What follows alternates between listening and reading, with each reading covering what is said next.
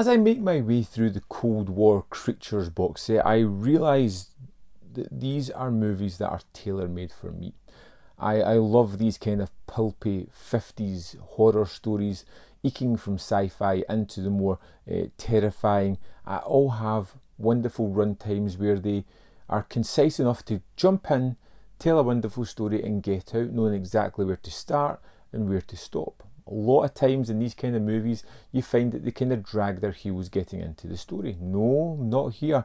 As we jump into The Werewolf, you kind of know the title of the movie. It's The Werewolf. When will the werewolf appear? Within the first scene, as it happens here. I'm kind of liking Sam Katzman's production way of just getting to the story as soon as. We have this dishevelled man who turns up in a small town, buys a drink. As he's leaving, he's accosted by a gentleman who wants to, well, basically rob him, when all of a sudden he turns into the werewolf and kills him. And then we have a character who is terrified the rest of the movie. He doesn't know what's going on. He doesn't know what's happened to him. He knows that several days prior he was in a car crash. Some doctors picked him up and things have transpired, and now he's not quite himself. And as he goes on the run, he's just struggling to survive, to deal with these tendencies that are breaking out, the fear that he's constantly going to attack someone, and just general worry. Doctor, I want to know who I am. I want to know what I am.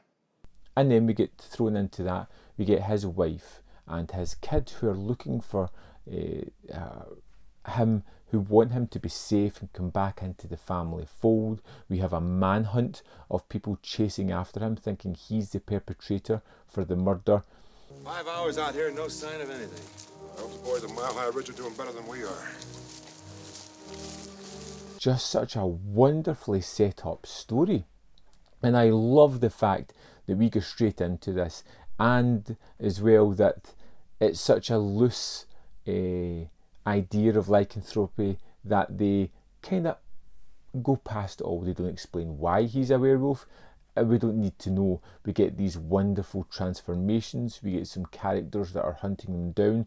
We get an idea of a community that's come together, almost like the pitchfork wielding townsfolk of like Dracula or Frankenstein movies, where they're hunting after this person, but it's brought into the sort of modern day at the time these movies were made, with these people looking for a quick notoriety of taking down this beast. We caught that wolf man right in the ankle, so he can't run much anymore, can he?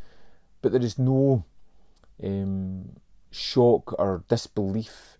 There's a little bit bewilderment at the fact that this person could be a wolf person, but nobody is downright dismissive of it. They seem open to the idea that this could be a possibility within this film.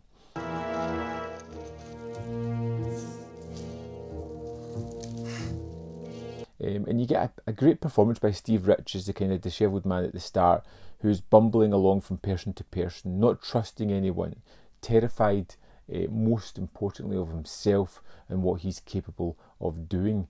Like I said, there's many sequences where he's running about, wolfed out, trying to find a place to find some kind of shelter, while being constantly hunted and chased by these rabid townfolk, desperate to get their hands on him to destroy him. And as much as it leans into its B-movie and its pulpy kind of elements, it does have some fascinating times as well. You get a conspiracy theory almost, with two doctors who seem to know more than they're letting on. We never really seem to find out much more, but they're obviously up to no good and are looking for him. We get to see the kind of stoic sheriff hunting down this person, looking to just protect his community. You get the emotional content from his family, who are looking for their father or husband to come back into the fold and be safe more than anything. Please try to understand, Duncan. We want you to come home. We want everything to be right again.